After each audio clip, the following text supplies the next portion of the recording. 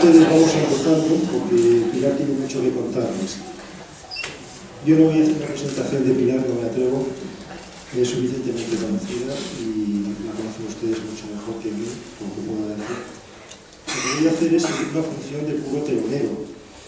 La charla es la moda chinesca en el siglo XVIII de Aranjuez, pero he dicho que haga una introducción de lo que es la cultura china, porque realmente a todos nos queda un poco lejos y yo el primero entiendo muy poco de la cultura china, cosas que nos sorprenden.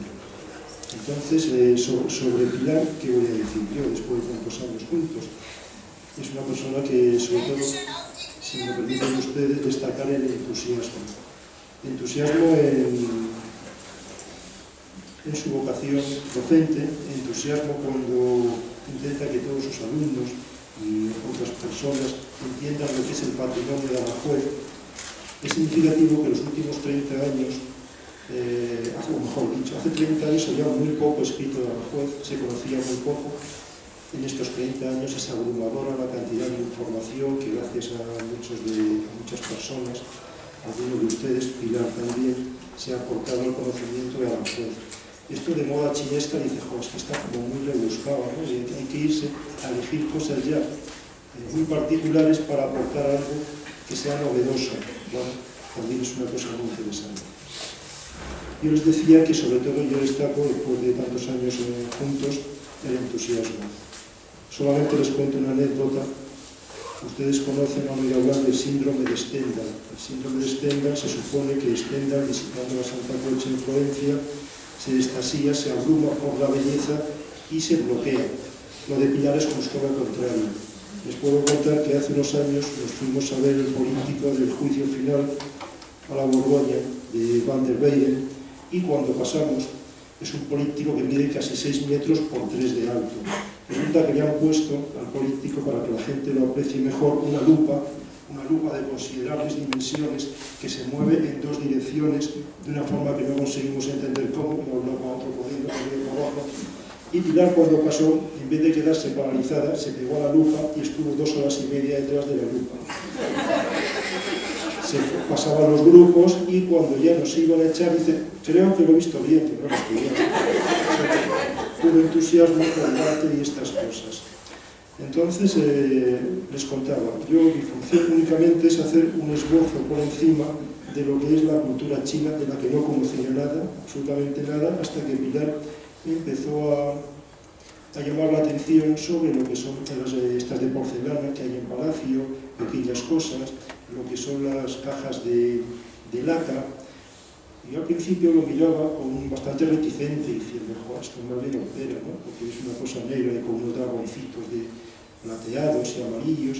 Pero realmente cuando uno intenta imbuirse un poco de la cultura china, entenderlos, realmente es sorprendente, es tremendo. Voy a empezar por hacer aunque me ha dicho que no me extienda, pero como las dinastías chinas son monosilábicas, enseguida acabamos. Entonces, para que se hagan ustedes una idea general de lo que es la cultura china, hasta donde nos hemos enterado nosotros, que tampoco ha sido mucho, pues piensen ustedes que son culturas que se desarrollan en torno a dos grandes ríos, el Huanghe y el Yangtze, el río amarillo y el río azul, que lo que hacen es darle un soporte, digamos, económico.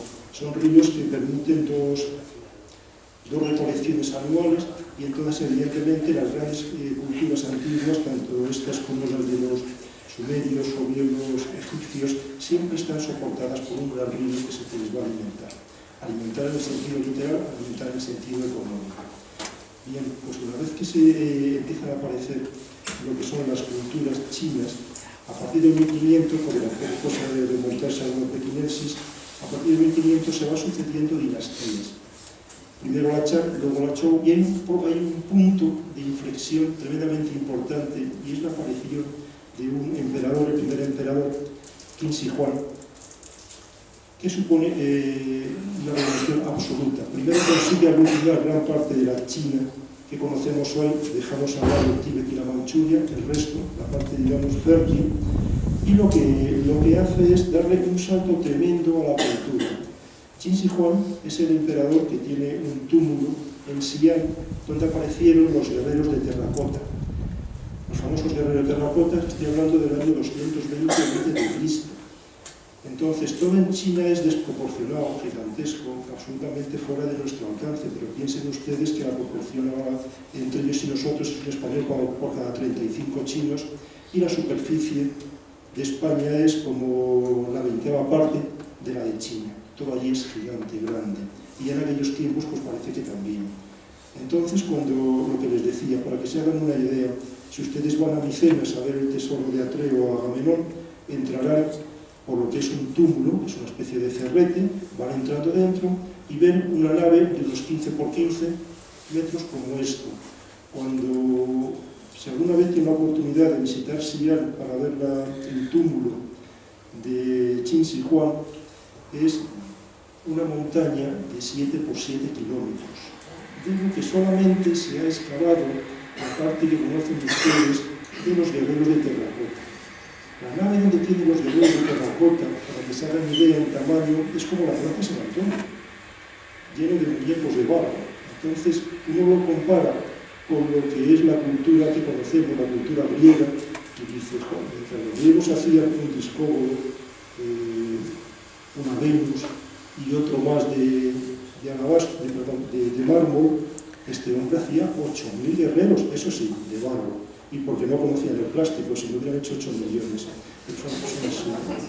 Entonces, una vez que llegamos a ese punto de inflexión, se suceden las siguientes dinastías. Están los Han del Este y Han del Oeste, pasamos a nuestro milenio después de Cristo, hay unos periodos de los 3 reinos y dinastías, hasta que otra vez se unifica China con la dinastía Sui.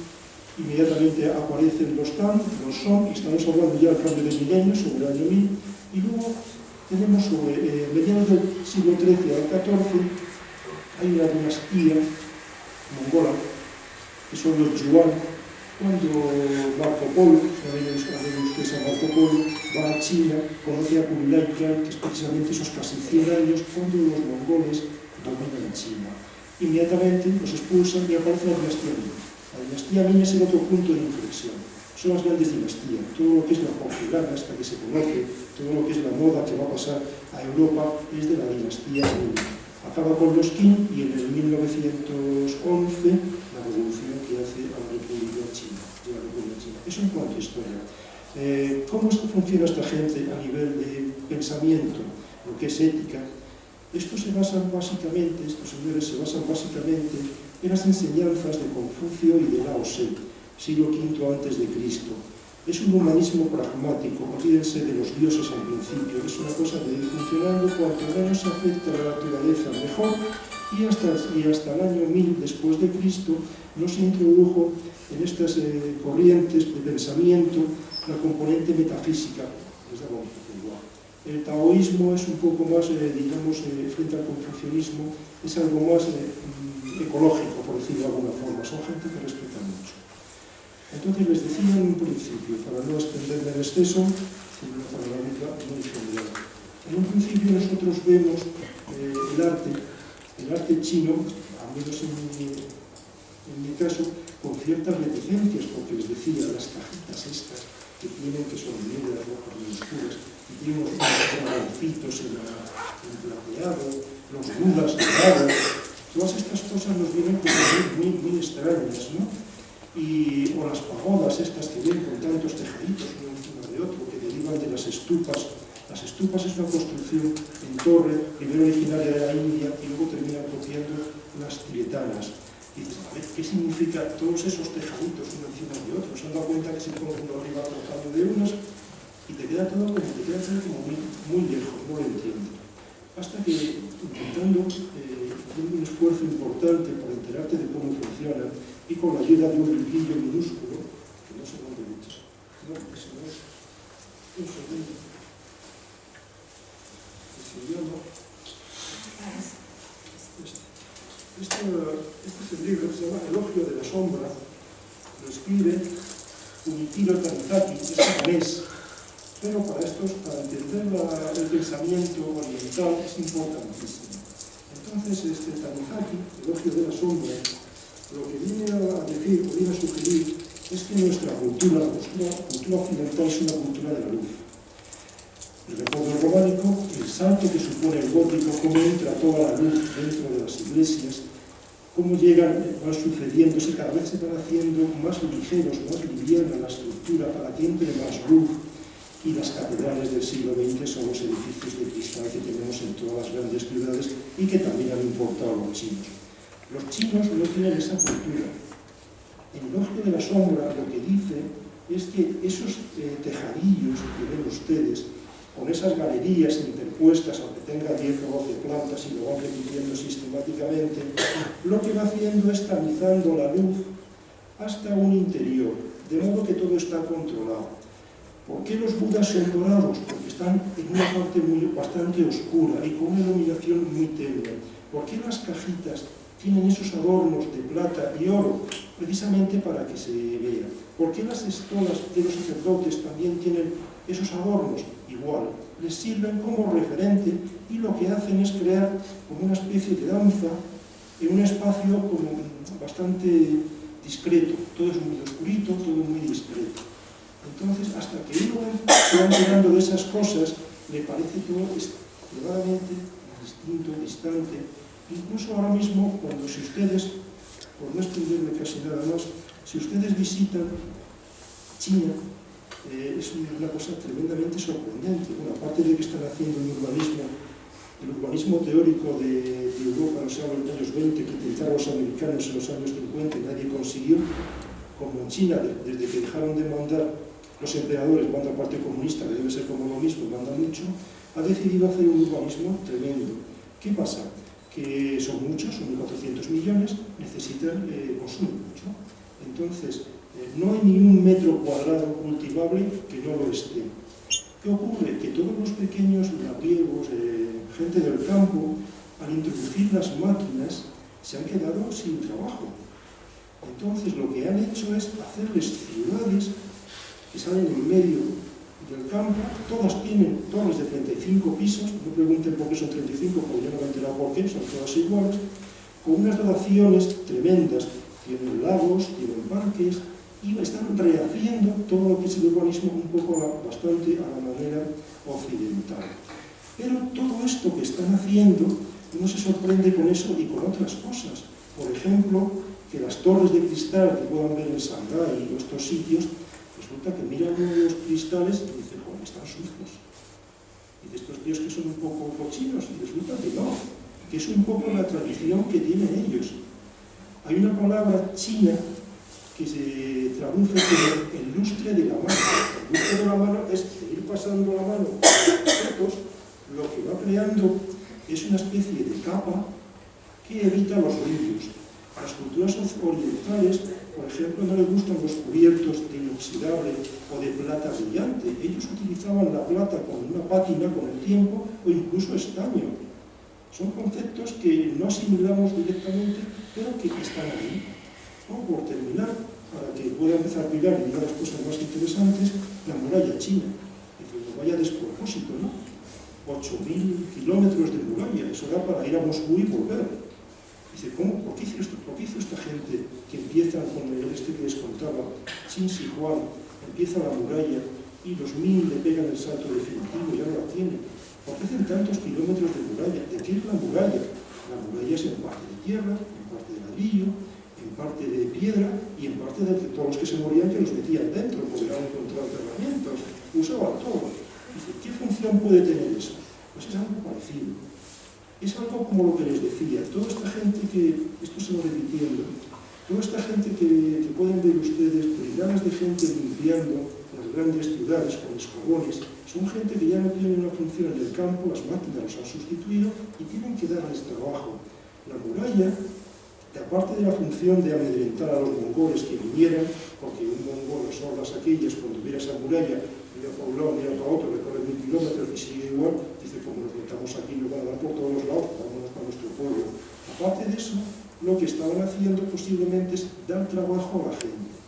Piensen que ya los egipcios, cuando construyen las pirámides, siempre se ha dicho que los egipcios, la mano de obra, eran esclavos, gran parte de la mano de obra eran los agricultores que cuando se desbordaba el río Nilo, algo tenían que hacer, no iban a estar parados. Y era mejor tenerlos entretenidos y luego darles de comer que tenerlos todo el día parados sin hacer nada y encima que tuvieran hambre porque nadie iban a guiar. La muralla China sirvió en cierto modo para lo mismo. Son cosas recurrentes, son políticas que se van repitiendo. Y lo que es China, lo sorprendente y lo que intentaba contarles es que cuando uno lo mira desde fuera, lo ve con ojos occidentales. Incluso cuando ahora va, ya se encuentra como muy occidentalizada. Pero esos detalles, los pequeños detalles, lo que es el Feng Shui es literalmente viento y lluvia, cómo se orientan las casas. El Chudoi, son cosas que a nosotros nos tienen como muy lejos, pero todo lo que se ha incorporado,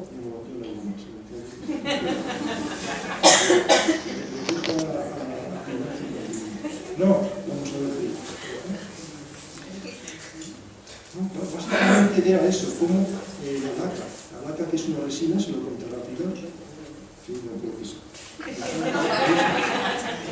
El uso, por ejemplo, de último que cuento, es las cubiertas.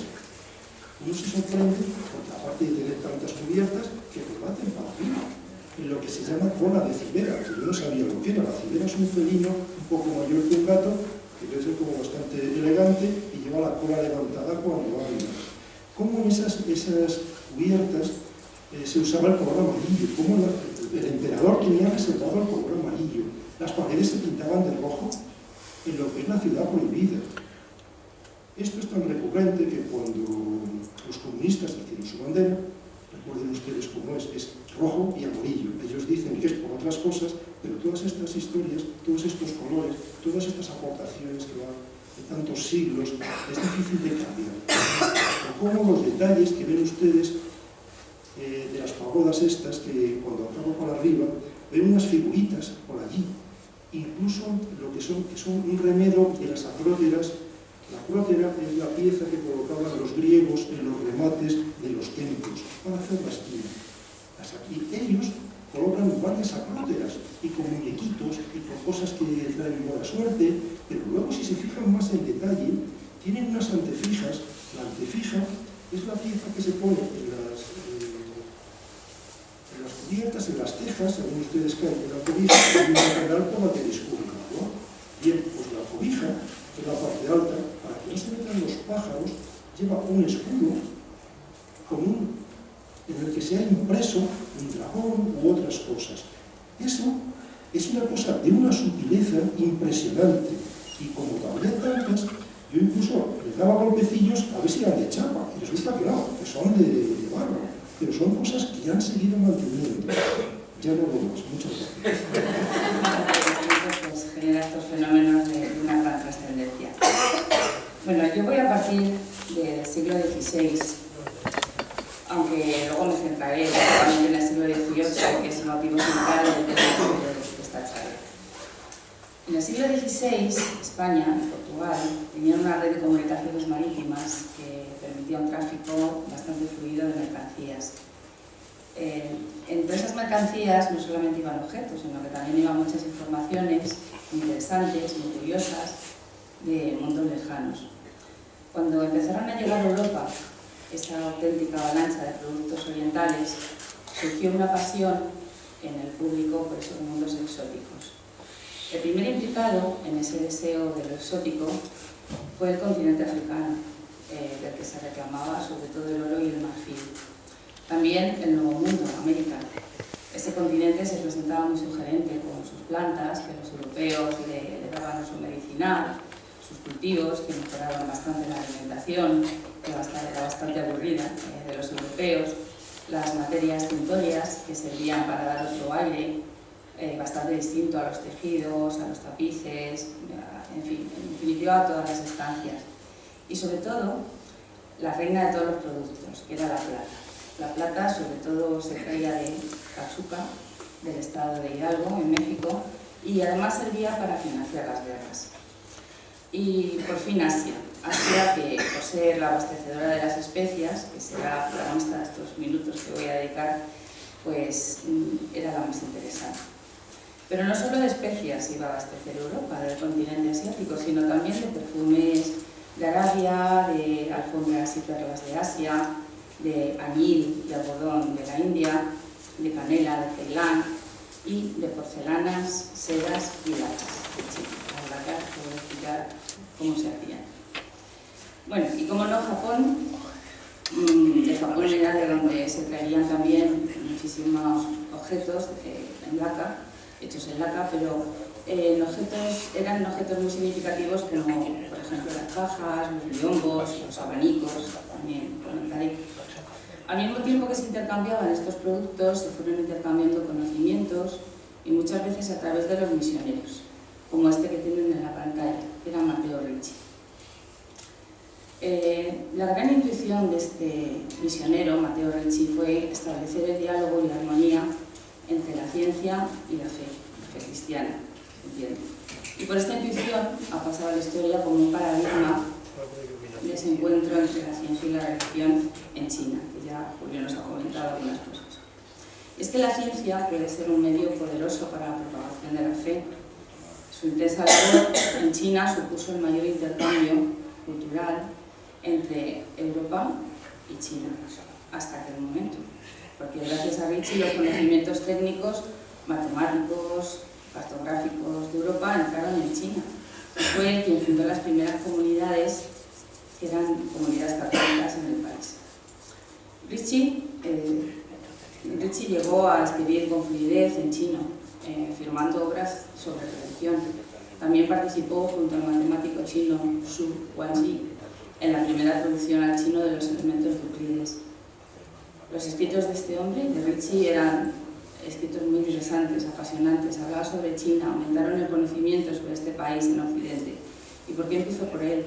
Empiezo por él porque podía ser la primera pieza que encajaría en esta relación tan interesante con el mundo oriental.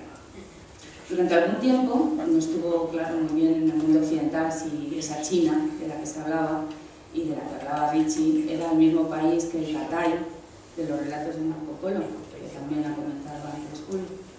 Matteo Ricci era una persona, era italiano, nació en Macerata, en Italia, a mediados del siglo XVI.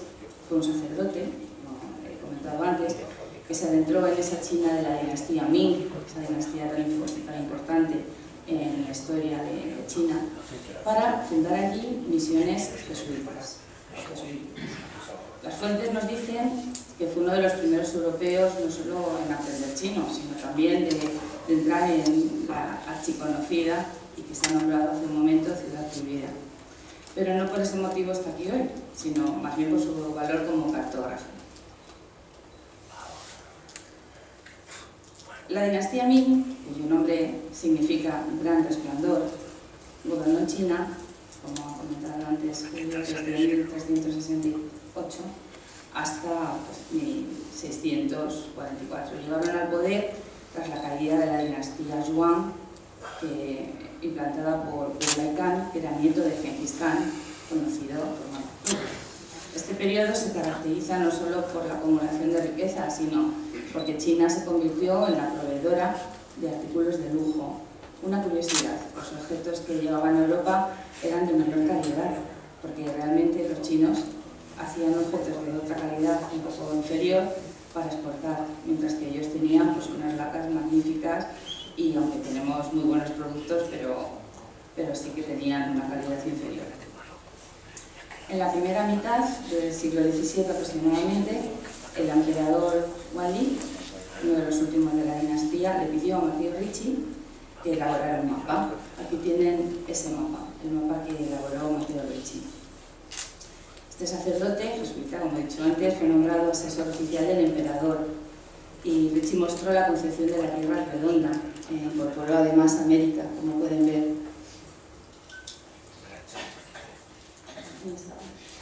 Esto sería lo que ahora es Europa y esto sería lo que sería América. La particularidad de este mapa es que muestra la Tierra como esfera, porque ven que las formas de los lados está curvado como si fuera realmente la representación esférica. Y en este mapa hay un reparto de continentes y de mares. Matteo Ricci en sus viajes había aprendido mucha ciencia, cartografía, lo que le permitió relacionarse con todos los funcionarios de China. Y aquí, en esta ampliación, se puede observar como todos esos pequeños detalles de animales, de tierras. Él se dedicó hacerlo de una manera muy minuciosa. La aventura estaba comenzando. Asia se iba abriendo camino a Europa y los soberanos se convertían en unos privilegiados porque eran los primeros que podían ver esos productos traídos de Oriente. A España, la vía directa, podríamos decir que era la ruta del Galeón de Manila. Una ruta que recibe este nombre porque el nombre era así, el nombre del galeón, y que era la ruta que iba de Manila a Acapulco, que era el principal puerto del Pacífico. De allí pasaba a Nueva España, México, y luego volvía a Sevilla, donde pues la Compañía de las Indias Orientales distribuía las mercancías que habían pasado por más de medio mundo, ya prácticamente habían recorrido medio mundo.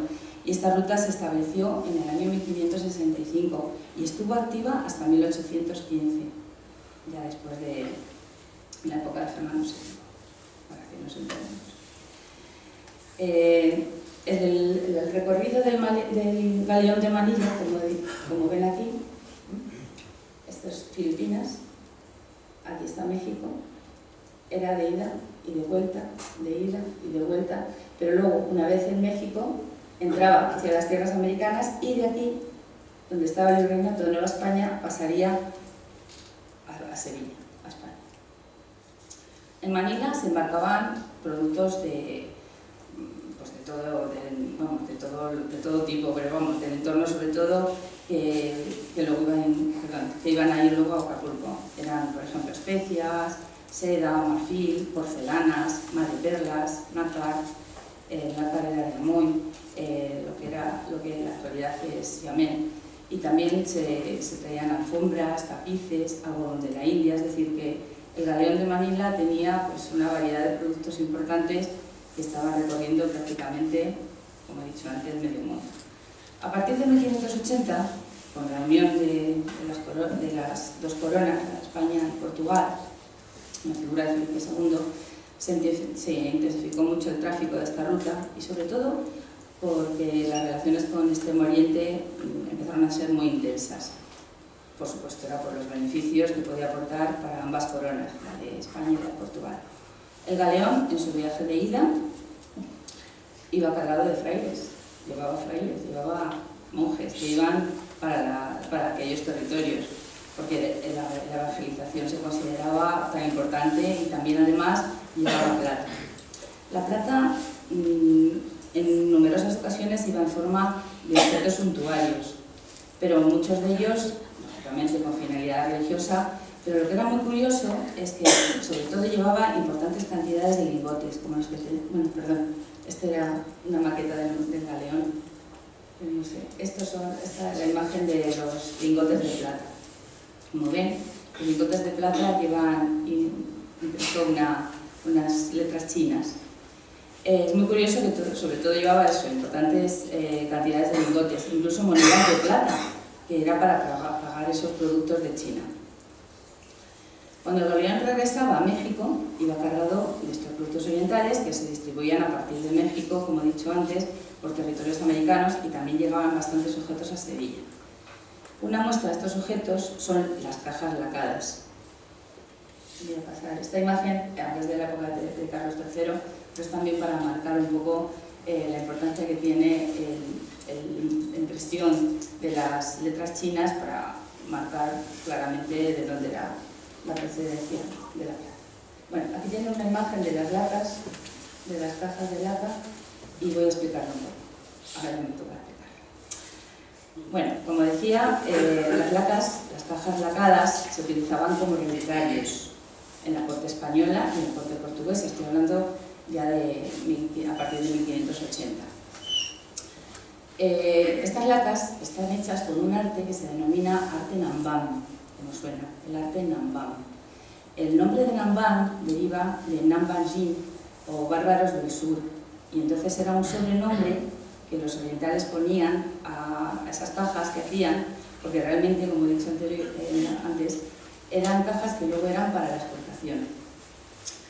Pero sobre todo aquí tenían también un buen papel los japoneses.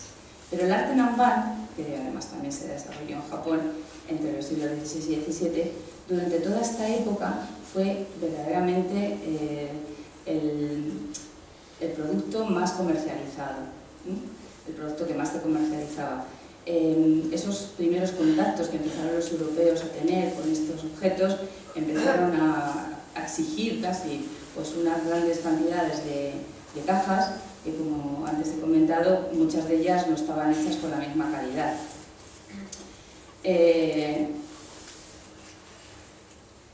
Voy a poner esta imagen porque se puede ver aquí una cosa muy interesante. Y voy a hablar sobre la madera lacada. La madera lacada forma parte de la vida de los japoneses y de los chinos desde la prehistoria. Empezamos a ver una abundante producción de cuencos, tazos, vasijas, prácticamente a partir de 1800 a.C. Estos objetos de laka, japonesa y china, también son conocidos como laka urushi, por la materia prima, como están viendo en la imagen, la materia prima con la que se elabora. El urushi es una resina que es muy pastosa, que procede del árbol del mismo nombre, el urushi. Es un árbol un poco venenoso. Cuando esta savia se consolida en una pieza de madera, esta se convierte en un objeto muy duro. Es prácticamente impermeable, es muy resistente a todo, a la sal, al ácido, además se le protege de xilófagos y así garantiza pues, la durabilidad. Estos objetos latados, que como he dicho antes eran propios pues, de Japón y de China, también se acostumbraba a hacerlos, pero digamos que con menos calidad en China que en Japón. Se hacían en los dos sitios, pero eran un poquitín menos calidad en China que en Japón. Y la diferencia estaba simplemente en que los objetos de Japón tenían más partes doradas, mientras que los objetos de China tenían más partes nacaradas, con la parte de las conchas. Bueno, ahora voy a hablar ya de un personaje central en toda esta historia de la afición por las cajas chinas, por las lacas, que aquí tienen otra imagen donde se puede apreciar, ven que aquí estas piezas embutidas, ven incluso formas de animales, ven aquí que tiene formas de nacarados también. Estas dos, bueno, esta es una parte de dentro de esta y esta es japonesa, esta es china, son diferentes. Bueno, y ahora vamos a hablar de dos personajes, bueno, de un personaje, ¿no? El de la izquierda es su esposo, pero un personaje central en toda esta historia de la afición por los objetos exóticos, que fue Catalina de Austria. Catalina de Austria era la hija menor de Juana de Castilla, Juana la Loca, y fue reina de Portugal. A su lado está su marido, Joao III. Saben que fue la sexta y póstuma hija de Felipe el Hermoso y de Juana de Castilla. Bueno, Juana de Castilla estaba viva, lógicamente, pero era la póstuma hija de Felipe el Hermoso. Fue reina de Portugal, por su casamiento con Joao III, que era hermano de Isabel, la que fue esposa de Carlos V. Apodado, además, este hombre se le apodaba el Piadoso. La verdad es que en el retrato sí que se puede considerar una persona tranquila, piadosa. Este sucedió a su padre, Manuel I, que era conocido como el Afortunado, y María de Aragón, que era la cuarta hija de los reyes católicos. Bueno, después de todo este enmarañamiento de parentescos, nos fijamos en Catalina. Catalina es la que va a impulsar muchísimo el gusto por lo oriental y va a introducirlo en la corte de los Austrias. Era una verdadera apasionada de los objetos que venían de la India, de China, de Japón. Llegaban a Lisboa, porque como antes he comentado, estaba casada con Joao, llegaban a Lisboa procedentes de Goa. Allí tienen Goa, donde estaba el puerto de los portugueses en la India. Podríamos decir que era la capital del Asia portuguesa, de la zona portuguesa. Los objetos y piezas que conseguía Catalina los utilizaba pues, para hacer obsequios, como regalos a personas de su entorno, a sus más cercanos, a sus familiares. Y estos objetos en la actualidad son muy escasos, hay muy poquitos. Lógicamente pertenecen a la Casa de Austria y están pues, en algunos museos, pero muy poquitos hay. Ahora comentaré más adelante y veremos una imagen del monasterio de las Descalzas Reales donde se guardan algunos de estos objetos y los podremos ver. Bueno, podríamos destacar sobre todo los abanicos. En esta imagen ven dos modelos de abanico. Este, el modelo de la izquierda, este es un abanico que se llama leque, porque venía del lequio. Es lo que normalmente utilizamos como palpay, decimos el palpay. Es el leque o lequio, porque venía de allí, de las islas lequio. Y el otro, el que se abre, este, es el habanos. Justamente le viene la palabra abanico. A España, los habanos y abanicos, no habanos siria con H, de puros, sino los abanicos, pues llegaban desde Portugal, a través de Catalina de Austria y de otros personajes también de las casas reales española y portuguesa, como también, bueno, tiene una imagen para que vean una imagen, esta es japonesa, es una estampa japonesa, pero se puede apreciar el habano. Y estas dos personas que hay aquí, que son Catalina de Austria, bueno, son María de Portugal y luego es una dama de la corte. En España los abanicos pues llegaban desde Portugal a través de Catalina, como hemos dicho antes, y realmente, aunque no quedan apenas abanicos de esta etapa, sí que los podemos ver a través de los retratos. Por ejemplo, en estas imágenes pueden ver, bueno, en estas que... ¿Qué ha pasado? Le he dado sin querer. Aquí se vería como en esta mano tiene como el abanico que tiene cogido, pero en esta se ve muy bien, le tiene cerrado el abanico. Bueno, el abanico era como un objeto que daba cierto prestigio a la persona que lo tenía, a la persona que lo poseía, y a veces pues, no lo utilizaban ni siquiera para dar aire, sino para tenerlo, mostrarlo y tener como esta imagen de prestigio delante de los demás. Bueno, entonces se puede hacer una referencia a un inventario de los bienes de Carlos V, que estaba redactado en 1545 y en el cual indicaba que había muchísimos abanicos, incluso les llamaba amoscadores. Sería para espantar un poco con el de seda y casas indios, y que pertenecían a su mujer, a Isabel de Portugal. También Carlos V tenía piezas de la dinastía Ming, es esa cerámica azul y blanca, que vamos a ver después, y también que luego, según sea la calidad de la frita o de la masa, se puede considerar porcelana. Bueno, pero seguimos un poquito más en el siglo XVI, porque ya voy a terminar. Y siguiendo en el siglo XVI tendríamos que señalar a Felipe II, por su pasión coleccionista, que le llevó a acaparar un gran número de objetos de Oriente, y las circunstancias eran muy propicias, pues la relación de los españoles en Filipinas, Felipe II, en 1565, y el dominio de la ruta de ida y vuelta del Galeón de Manila, pues permitían que muchos objetos de Oriente llegaran a España a través de Sevilla. En 1580, como he comentado antes, cuando se produjo la unión de las dos coronas, se abrió otra gran puerta hacia estos objetos, y el Galeón de Manila, como he dicho, seguía yendo, viniendo, trayendo esos objetos, y se estaban llenando pues muchos armarios, muchos gabinetes de curiosidades de los propios reyes, de jefes de la corte y también de personajes ilustres y de personajes importantes, sobre todo porcelana. Bueno, en el inventario de Felipe II se contabilizaron hasta 3.000 piezas de porcelana china, y algunas de estas piezas en la actualidad pues bueno, se encuentran, como les he dicho antes, en el monasterio de las Descalzas Reales de Madrid, y como os hay que pensar que estaba muy vinculado pues, con el monasterio con las dos hermanas del rey, con María y con Juana de Austria. Estos objetos serían los que aparecen.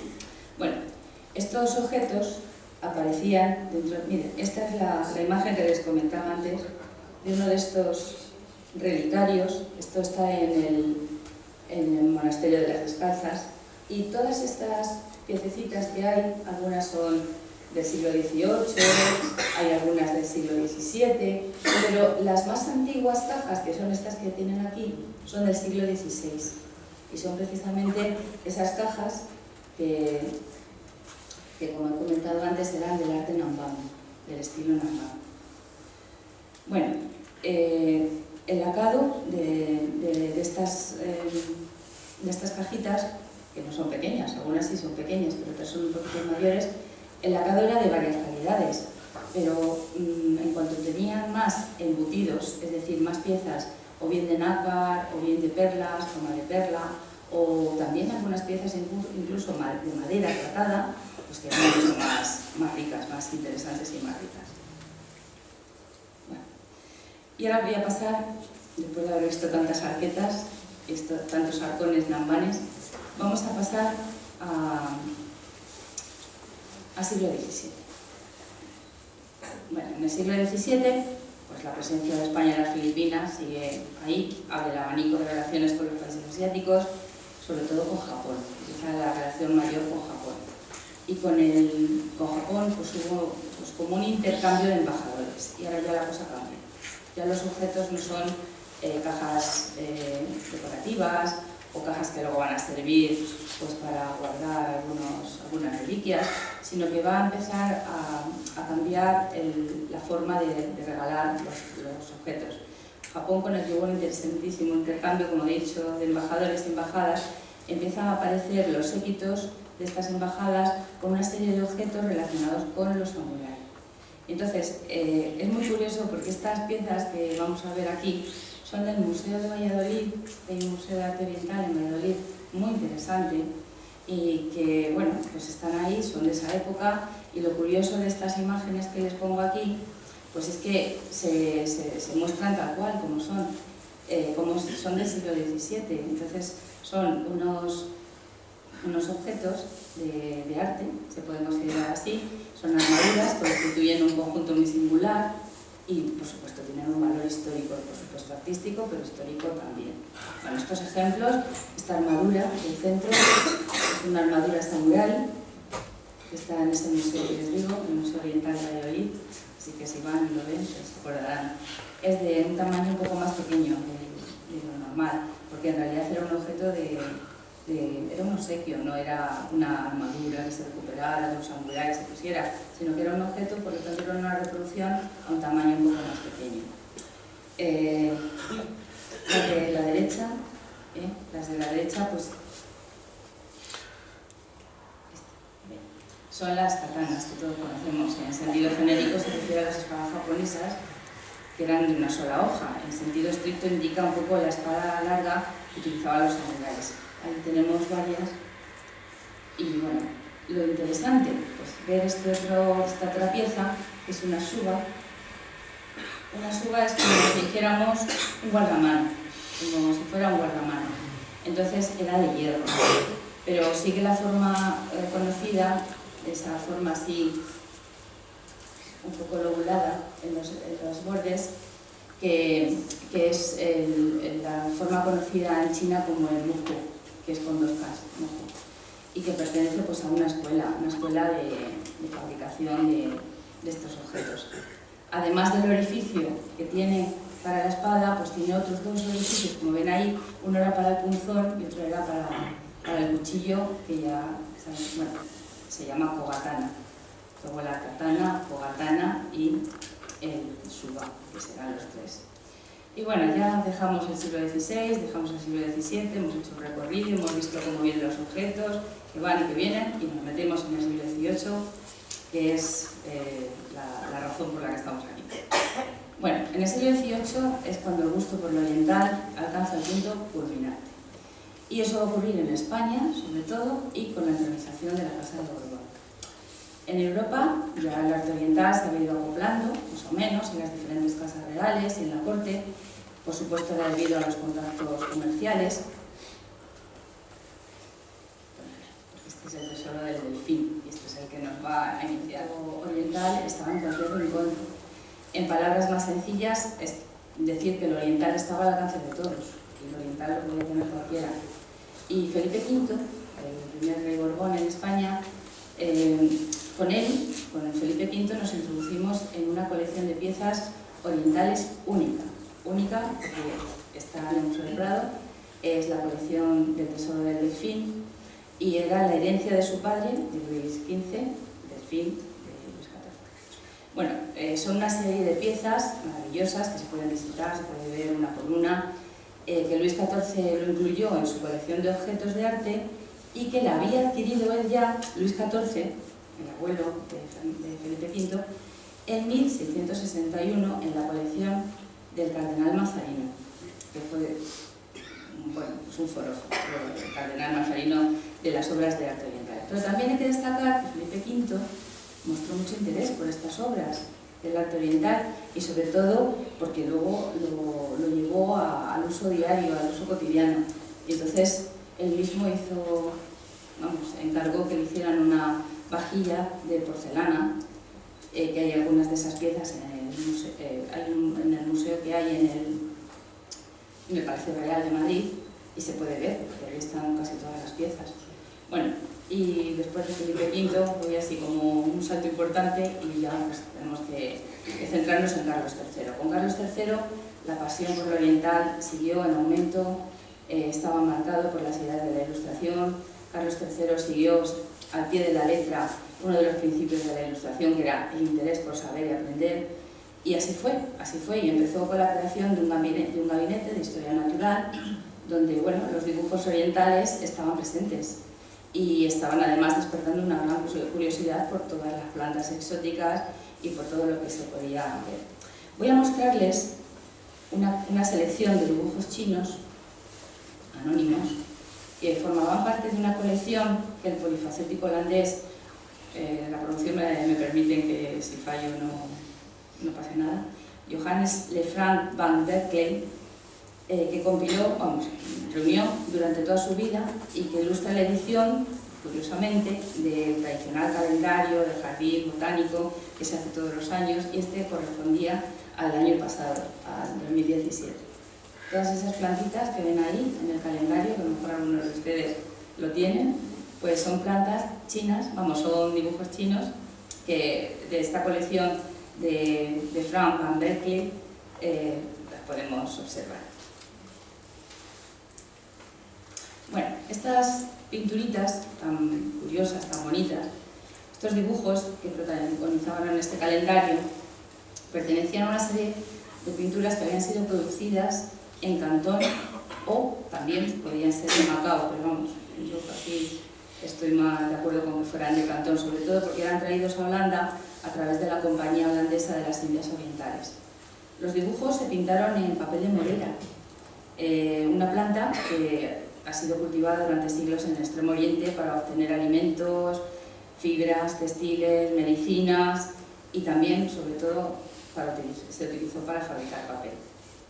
En China se ha utilizado siempre la fibra de la morera para la fabricación de papel, pero vamos, desde antes de Cristo. Y en Corea este tipo de papel, el papel de morera, que se denomina hanji, y en Japón también se utiliza para elaborar otro papel muy curioso que es para hacer acuarelas, pues la UNESCO incluyó este trabajo de elaboración del papel japonés en su lista de patrimonio cultural inmaterial de la humanidad, o sea que está ahí en una lista de objetos importantes en la historia de la humanidad.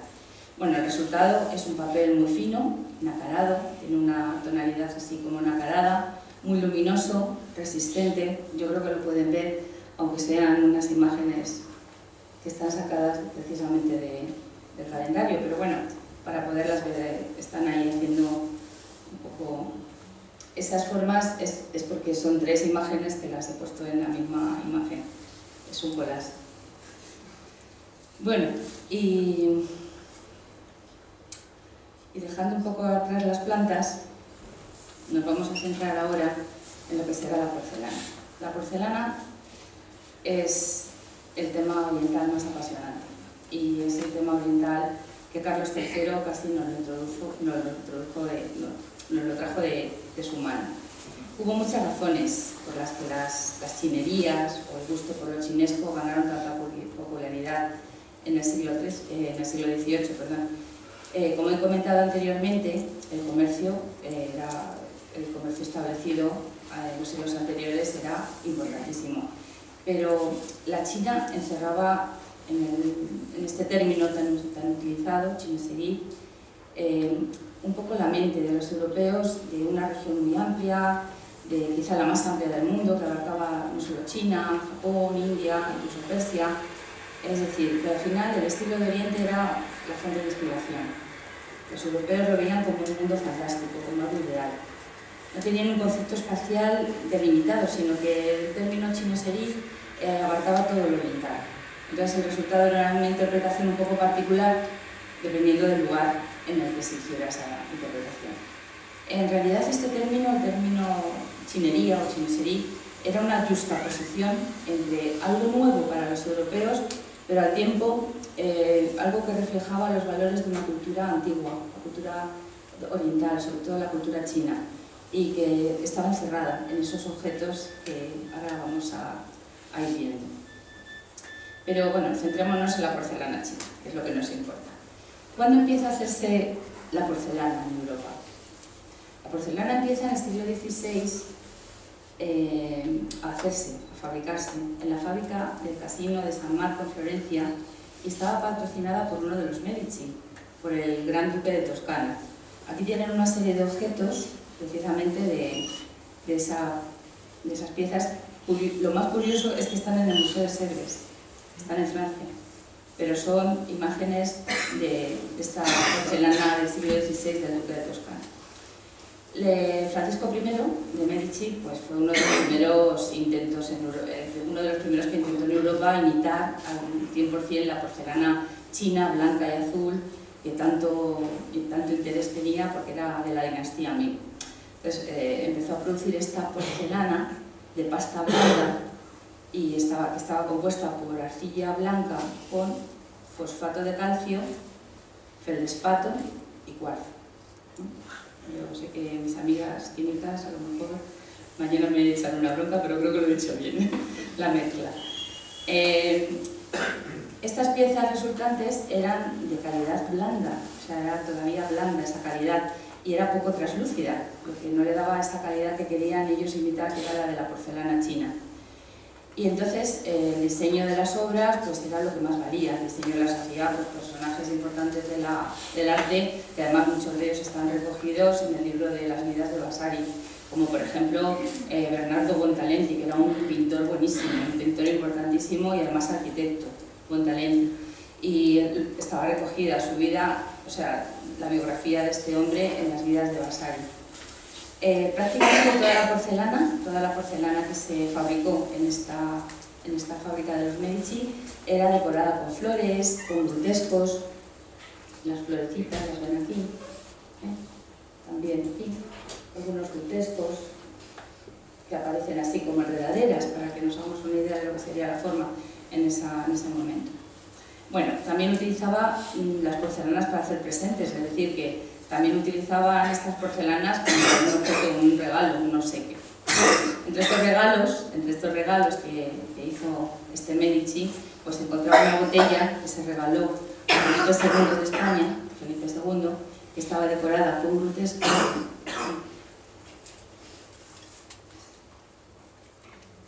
Me parece que no la he puesto.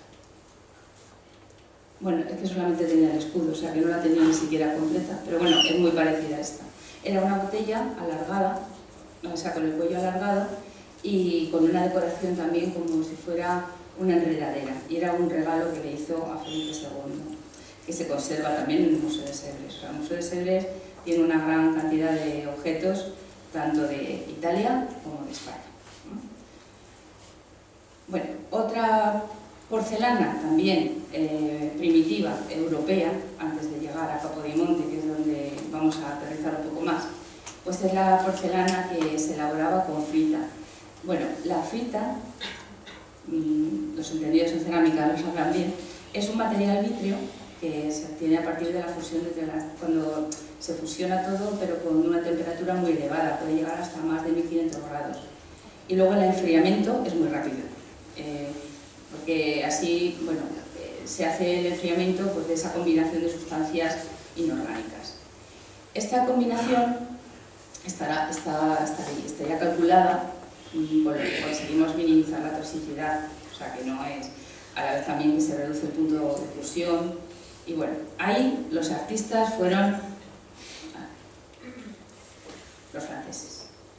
La porcelana de la fábrica francesa de Rouen, en 1673, por lo tanto, siglo XVII. Fue obra de un ceramista que ya firma sus obras, como Luis Poterat, y por supuesto, con los privilegios ofrecidos y concedidos por Luis XIV. Aquí tienen 3 piezas muy interesantes de esta porcelana de Rouen y que son del siglo XVII. Esta podríamos decir que era la primera porcelana francesa importante, que se realizó además en la fábrica y que además tenía la idea de buscar lo que sería más próximo a la porcelana china. Hay muchísimas fábricas también en Francia, la fábrica de Menessy, la fábrica de Villeroy, pero bueno, no me voy a detener en esto porque todavía tengo muchas cosas que contar de la porcelana en Aranjuez, todavía no he llegado. Las pastas, como he dicho, se iban perfeccionando, pero realmente donde se estuvo analizando profundamente cómo se tenía que hacer fue en Alemania, en Meissen. Y allí en Meissen fue donde se encontró esa fórmula tan buscada que era lo más parecido a la porcelana china. Y casualmente Amalia de Sajonia, su abuelo, era alemán. Y esa porcelana que trajo Amalia de Sajonia y el interés que tenía Amalia de Sajonia, esposa de Carlos III, pues desde luego entró en la corte, pero vamos por la puerta grande. Y entonces en Capodimonte, cuando Carlos III era entonces Carlos VII de Nápoles, pues se produjo allí la porcelana de pasta blanda, en esa fábrica que fundó Carlos de Borbón, que es nuestro futuro Carlos III de España, y sus primeras obras tuvieron influencia, por supuesto, de la porcelana realizada en Meissen, en Alemania. Esta es la porcelana Meissen. Y esta es la porcelana que iba a dar toda la calidad que se estaba buscando. María de Sajonia, que es la señora esta que tienen aquí, esposa de Carlos III, pues enamorada de la porcelana y con una intención por conseguir tener su propio tocador de porcelana, pues encargó a sus operarios y a sus artistas que hicieran un apartamento, un mini apartamento dentro del Palacio Portici para que allí tuviera esta reina su gabinete de porcelana. Bueno, aunque he puesto esa imagen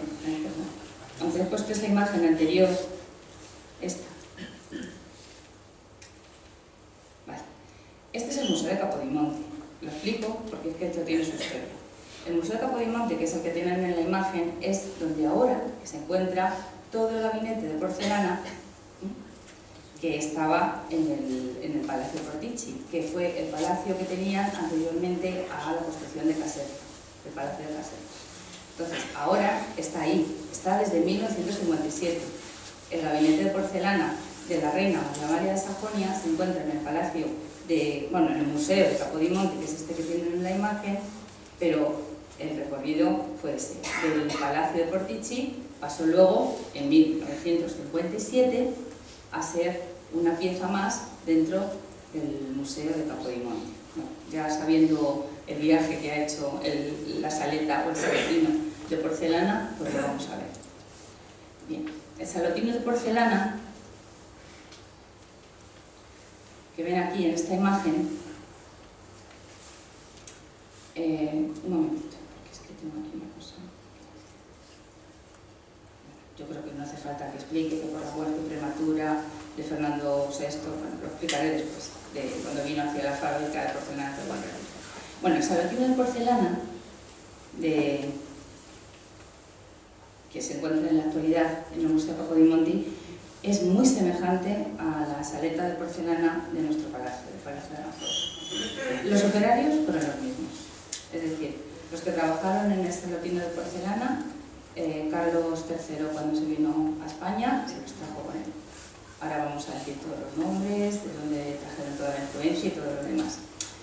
Esto es prácticamente, bueno, la fábrica de porcelana se estuvo activa, la de Capodimonte, desde 1743, estaba allí, en la zona donde les he dicho, en el bosque de Capodimonte, y no estaba muy lejos del palacio, o sea que la fábrica estaba muy próxima al palacio, como ocurría aquí.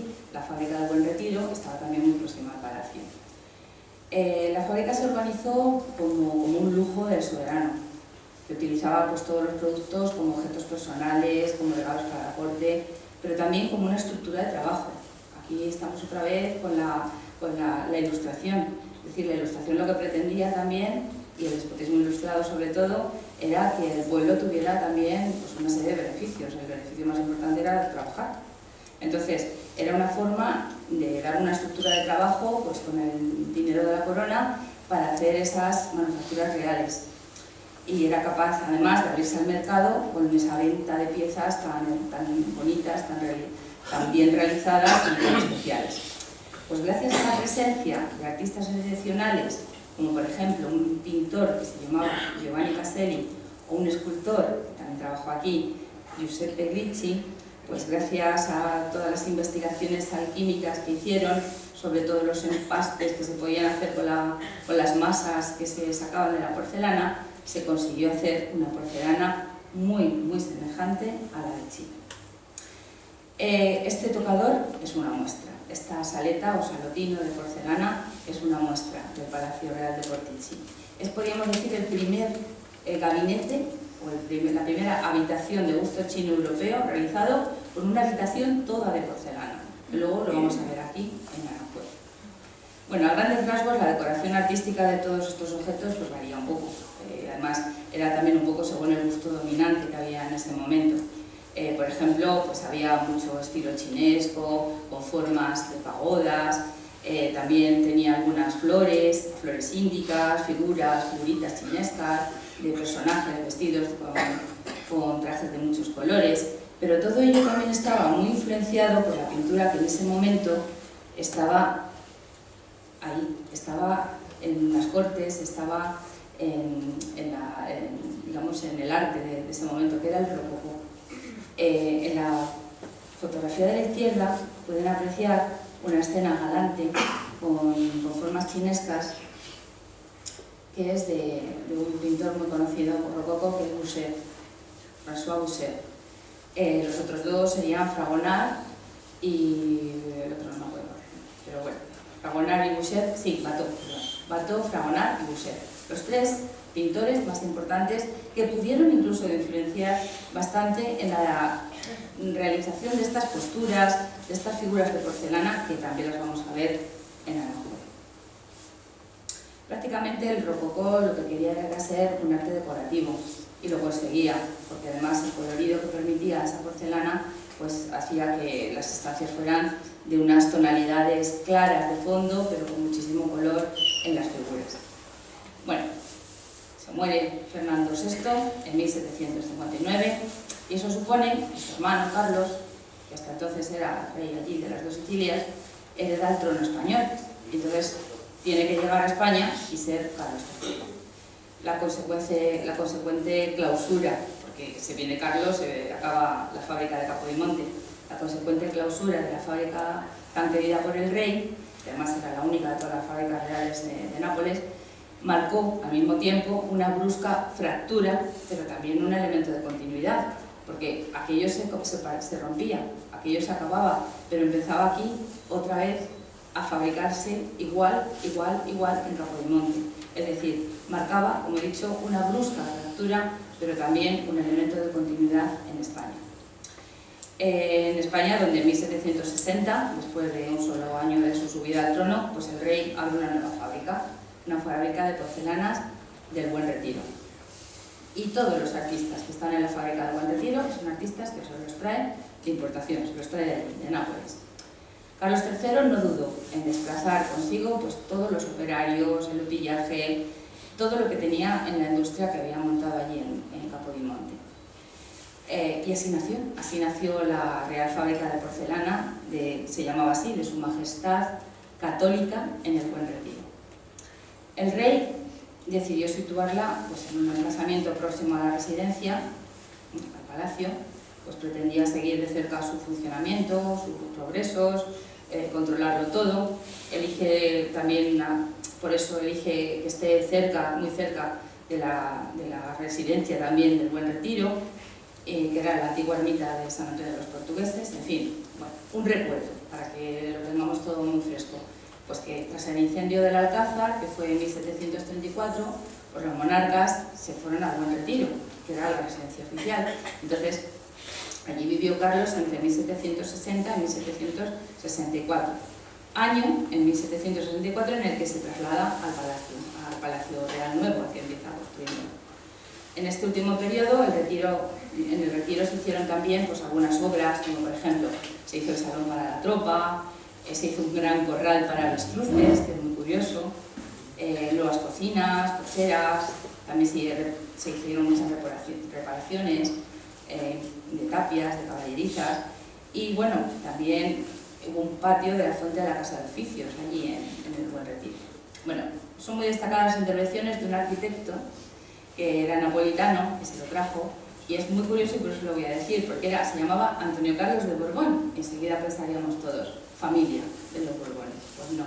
Antonio Carlos de Borbón era un negrito que estaba en Nápoles, porque había sido de uno de estos que de viaje para allá, viaje para acá, acabó en Nápoles, y él y otro que es pintor, que se llamaba Bartolomé de Borbón, que tiene algunos cuadros en el Museo del Prado, pues fue como aporijado por los Borbones y les pusieron el apellido.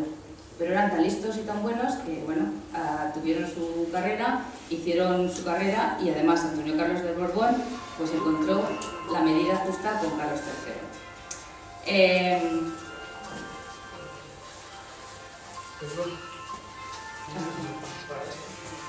Bueno,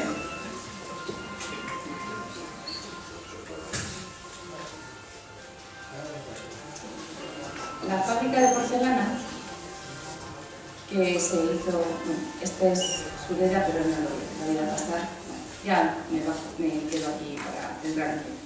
La fábrica de porcelana del Buen Retiro tuvo tanta importancia que, bueno, aunque tuvo la referencia a la fábrica de Capodimonte, tuvo personalidad propia, podríamos decir. El Buen Retiro estaba muy enriquecido en su función, llegaba incluso a, bueno, pues hasta el siglo XIX, hasta que fue destruida la fábrica, pero bueno, como un enclave ahí de la capital, del prestigio, del arte, de todo. La fábrica de porcelanas se ubicó en dos edificios, tenía dos edificios, como dos naves. Uno que estaba destinado a servir de vivienda a los operarios de la fábrica, que este fue el que construyó el arquitecto Antonio Carlos de Borbón, y otro que estaba destinado a los talleres, el que a lo que hasta hace poco se había creído, pues no fue construido allí, sino que era una rehabilitación al efecto de unas dependencias que estaban muy cerquitas de la ermita que antes les he dicho, de los portugueses. El pueblo de Madrid, dada su relación con las producciones del extremo oriente que se hacían allí, le llamaban la China, es decir, hacían referencia a la fábrica como la China. Se hablaba de esa fábrica, que hacía esas manufacturas, como la China. La fábrica comenzó a funcionar a mediados, como he dicho, de 1760. Se mantuvo hasta finales de 1808. Y se distinguen en ella por lo menos tres etapas. Hay algunos que piensan que hubo dos, pero por lo menos se distinguen tres etapas. Y vienen definidas por los artistas que hubo en cada una de ellas. En la primera etapa, desde cuando se hizo el salón de porcelana, las piezas del salón de porcelana del palacio, estuvo José Ricci y Carlos Setters, que eran los dos operarios que ya habían trabajado en Capodimonte. La segunda etapa, que muchos la meten en la primera, pero yo creo que tiene sus propias características, estaba dirigida, mejor dicho, por Carlos y Felipe Ricci, que eran hijos del anterior, y por Sebastián Setter, que era hijo del anterior. Por lo tanto, era una segunda generación que trabajó en la fábrica de Buen Retiro. Y finalmente, que antes lo he puesto pero lo he saltado, finalmente la última etapa fue la que dirigió Bartolomé Sureda, que es la última etapa en la que se hizo sobre todo una gran decoración de muchísimos palacios y algunos de ellos también aquí en Aragón. Este es Bartolomé Sureda, que lo pongo porque es un retrato que le hizo Goya. Entonces es interesante porque me parece, y la mujer que tiene al lado es su mujer, y también se le hizo Goya, hizo el retrato de los dos, el de Bartolomé Sureda y el de su mujer, por lo menos aquí tenemos la imagen, pues poderla ver. Bueno, en cuanto a la producción, el mayor problema que tuvo la fábrica fue conseguir en España los elementos necesarios para elaborar la pasta, lógicamente. la pasta, sobre todo la parte que le da la dureza, y que, bueno, era necesario hacerlo.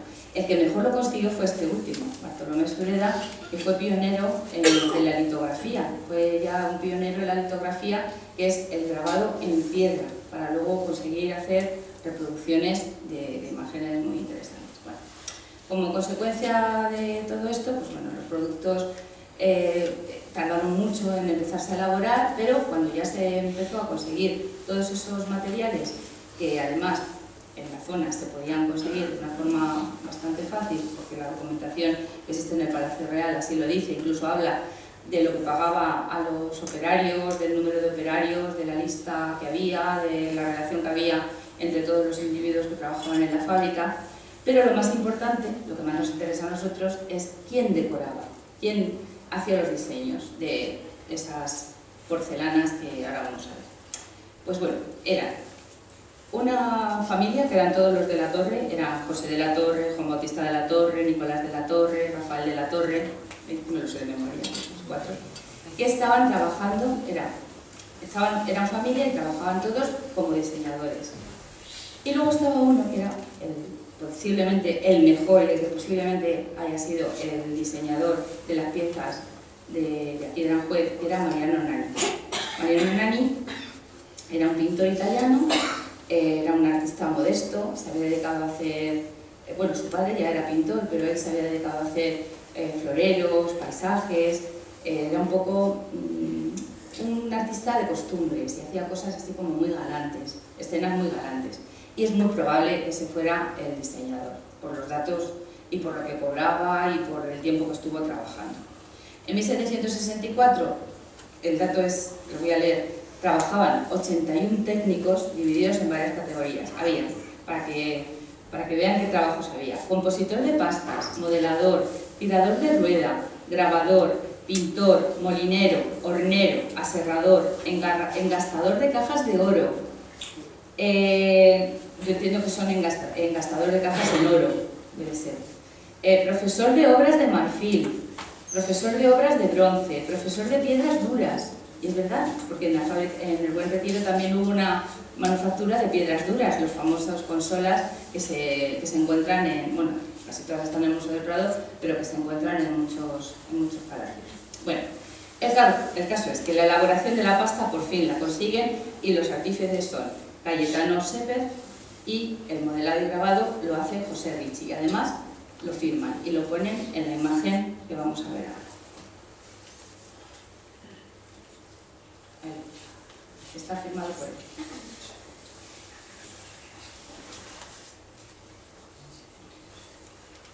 Bueno, el gabinete de porcelana del Palacio de Aranjuez, obra capital de la fábrica. Bueno, estas fotografías son fotografías que realizamos hace unos años en un trabajo que hicimos un grupo en el colegio donde yo trabajo, que se llamaba Aranzuel, y hicimos un trabajo sobre el Palacio de Aranjuez, relacionado también pues, con la enseñanza, con el valor del patrimonio en la enseñanza, y entonces bueno, pues el trabajo estaba ahí, las fotos también, y yo pues las he aprovechado. ¿Verdad, Florencio, que aquel trabajo nos quedó muy chulo? Bueno, el caso es que la totalidad, el gabinete de porcelana es una de las piezas más atractivas, famosas del Palacio Real. Es considerada como la obra capital de la fábrica de porcelana que antes hemos estado comentando, y la totalidad de la extensión de las paredes y techos de este gabinete, pues los Asgúzula, bueno, los ocres es una gama interminable, podemos estar contando tonalidades de ocres y estar toda una tarde contando tonalidades. Posiblemente los autores serán los que he nombrado antes, pero también algunos pintores destacados de estilo rococó que se sintieron muy atraídos por este diseño. Podemos asegurar que fue una de las primeras obras de la fábrica, lo que he dicho antes, de la primera etapa de la fábrica. Estaba realizada con pastas y algunos moldes italianos que se habían traído, y siempre dentro del gusto rococó francés. En los sobrevanos, voy a poner una imagen para que se vea mejor. En los sobrevanos, ven, que toda esta parte, todo esto es rococó. pero hay otro que se ve mejor todavía. Aquí. Ahí se puede apreciar perfectamente la rocalla del estilo rococó combinada con los elementos chinescos muy costumbristas, porque en realidad es una pintura como muy costumbrista, divertida, preciosista, pero que no tiene tampoco una trascendencia, no está comunicándonos nada que sea demasiado importante. Nos está comunicando pues objetos, colores, escaleras extrañas, materiales que son a veces indescriptibles, pero todo está hecho primorosamente. El zócalo que hay en la estancia está dividido como en secciones cuadradas y está rodeado de guirnaldas, como esas que hemos visto ahí, flores policromadas, y de muchísimos compartimentos. Entre los compartimentos aparecen monos. A ver,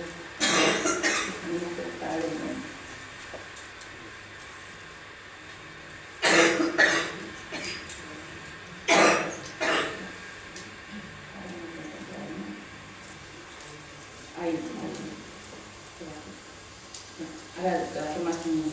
Bueno, ¿por qué los monos? ¿Qué significado tienen? ¿Qué aparece ahí los monos en esta obra tan decorativa? Bueno, a ver, la monería o la sillería era como un género muy cautivador. O sea, los monos no tienen ninguna trascendencia ni ningún significado extraño.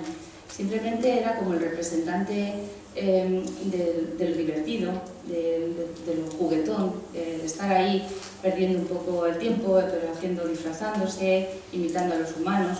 Y bueno, sin duda hay un pintor, que es Christopher Webb, a quien se atribuyen los ejemplos más importantes que han sobrevivido de sillería, de monerías, que está en un palacio en Chantilly, que bueno, era de unos primos de Luis XV, y entonces, pues, como era lógico, todos los que eran relacionados con la corte tenían que tener al menos algo que tuviera también de semejanza con lo que se estaba haciendo en los grandes palacios. Se representaban los monos de una forma realista. Miren, aquí les he puesto unas imágenes donde aparece el mono de Webb en la izquierda de este palacio de Chantilly, esa de Le Petit Sillery, se llama Sillery, o que está lleno de escenas campestres, fantasías exóticas. Y es curioso, pero bueno, me costó trabajo encontrarlo, pero al final lo encontré. Y son pinturas que posiblemente, pues bueno, tenían ahí una raíz común todos de poner este tipo de decoración, y como ven se parece en esta, y son las de la pintura, se ve a la izquierda, las de nuestra saleta de porcelana, las de la derecha. Y se cree, aparte, que muchas de las representaciones de estos monos en porcelana pues serán un poco ya también hechos en la fábrica de Meissen, en Alemania, que también eran muy dados a poner monerías en algunas de los palacios rococós. Bueno, el ocaso del rococó pues también fue el ocaso de los monos, es decir, se acabó. El rococó es todo mucha decoración, muy decorativo, pero se acaba el rococó, que dura muy poco, y viene, como saben, una etapa un poco más seria del neoclasicismo. Las decoraciones chinescas, que han continuado de forma intermitente en boga, pues ahora se van cerrando un poco cada vez más, ya dejan un poco estas formas y aparecen aves, aparecen mariposas, y también los seres fantásticos, las figuras más relacionadas con seres humanos, pero también con facciones así un poco orientales. Y cuando ya dejamos atrás el rococó y empezamos otra etapa distinta, pues nos tenemos que ir a otro sitio de Aranjuez, que ya nos salimos de la saleta de porcelana. Bueno, aquí, para que vean, es una combinación de imágenes, de dibujos y de porcelana, pero como ven, muy parecidas y muy semejantes a esto que yo creo que es así, que tiene bastante razón de ser. Y nos vamos a otro sitio de Aranjuez, nos vamos a otro sitio que nos alejamos un poquito de la moda decorativa, de la moda de las chinerías, de lo chinesco, pero nos vamos a otros chinescos. Bueno, esta imagen, perdón, antes de pasar a hablar de la arquitectura, es una figura de la sala de porcelanas y un tronco de los que hay en el jardín. Y como ven, tiene esas semejanzas. Es muy probable también que la naturaleza influyera, el bosque, influyera muchísimo también en todo lo que sería la decoración preciosista del rococó. Y bueno, como curiosidad, esto nada más que como una curiosidad, pero a mí como me gustaba, por eso lo he puesto. Bueno, pues nos vamos a... Ahora estamos en Londres, en esa imagen estamos en Londres. Estamos en los jardines de Kew Gardens. ¿Lo he dicho bien? Te estás aburriendo ahí, ¿eh? Bueno, pues a finales del siglo XVIII, en Inglaterra, concretamente en los jardines de Kew, el heredero Federico Luis, en 1730, encarga a William Kent la construcción de un jardín paisajista en esta zona del oeste de Londres. A partir de 1751, más o menos, por ahí, William Chambers se va a encargar de remodelar el jardín. Entonces lo va a convertir en la obra más importante, la que están viendo ustedes ahí. Uno es un grabado y el otro es una fotografía. La aparición de elementos chinescos en el jardín es consecuencia un poco de la estancia de este paisajista maravilloso, William Chambers, en la India, en China, donde trabajó para la compañía sueca de las Indias Orientales. Chambers es también autor de varios textos sobre jardinería oriental, y esos textos de jardinería oriental contribuyeron a que todo el éxito de la jardinería china entrara por Europa.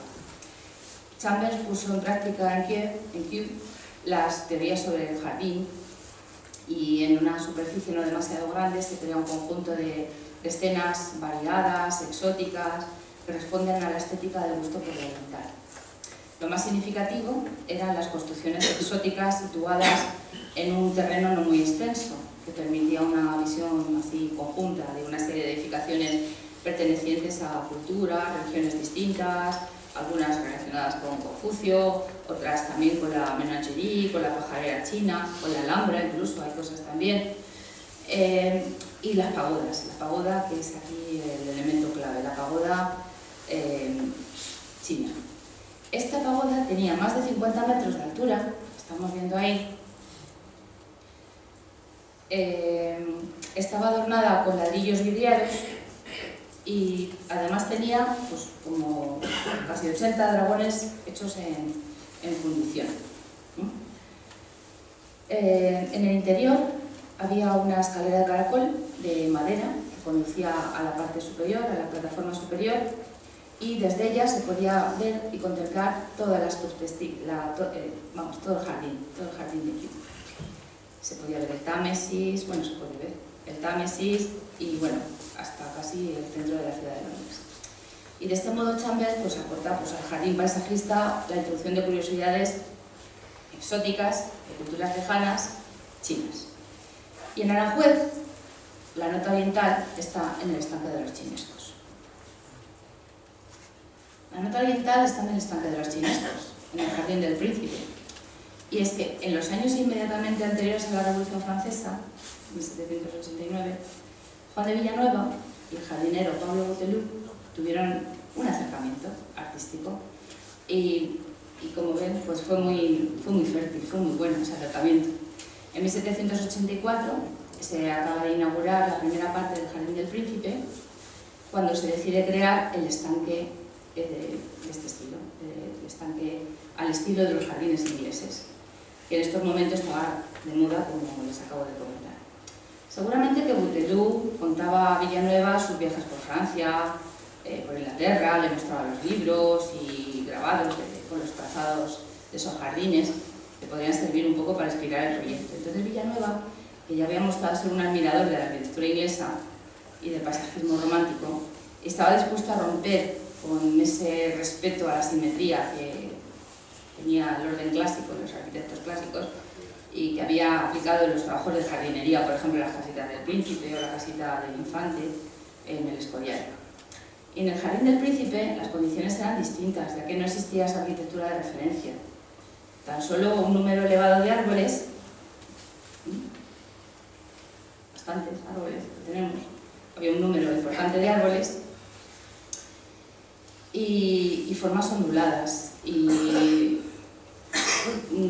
los árboles del antiguo Soto, el río Tajo, algo más al norte, en fin, que Villanueva iba a dibujar unas líneas onduladas sí o sí, porque era lo que estaba viendo muy claramente.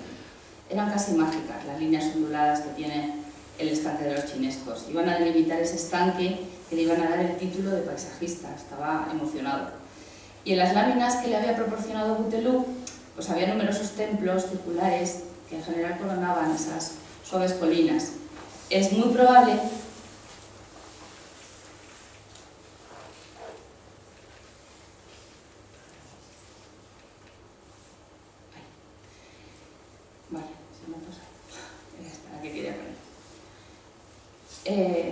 es muy probable que Villanueva tuviera una especial atención con el templo de la Sibila en Tívoli, en el impresionante paraje de las cataratas de Aniene.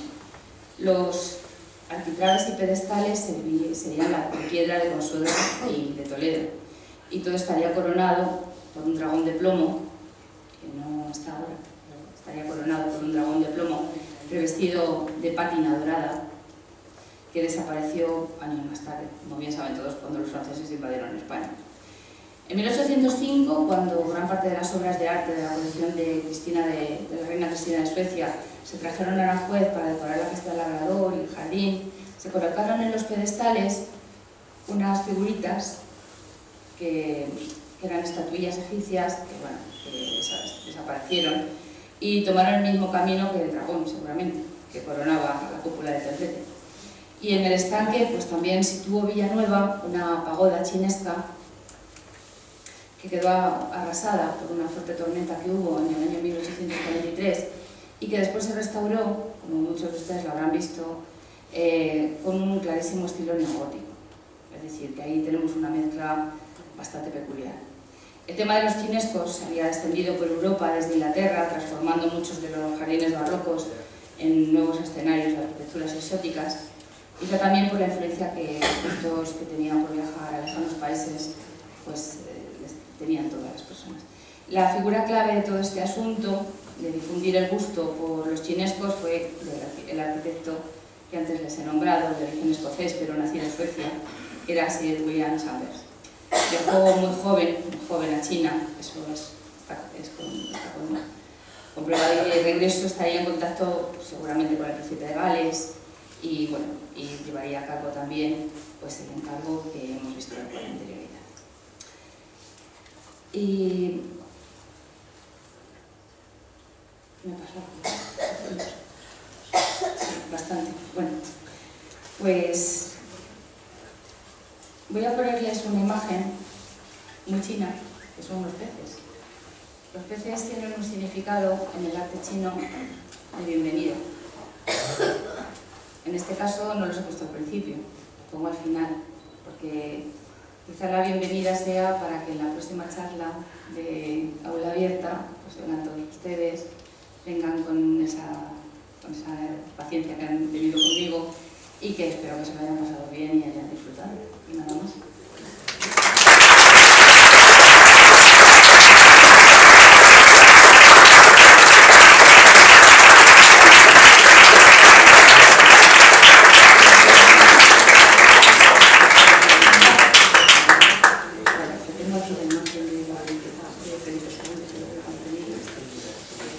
Pues no sé si nos han pasado mucho, si me quieren hacer alguna pregunta, yo dentro de mis posibilidades le haré la respuesta.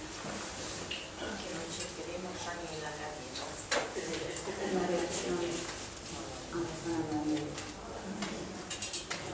Pues nada, han quedado... Sí, ha quedado todo muy clarito, lo he explicado muy bien. Pues,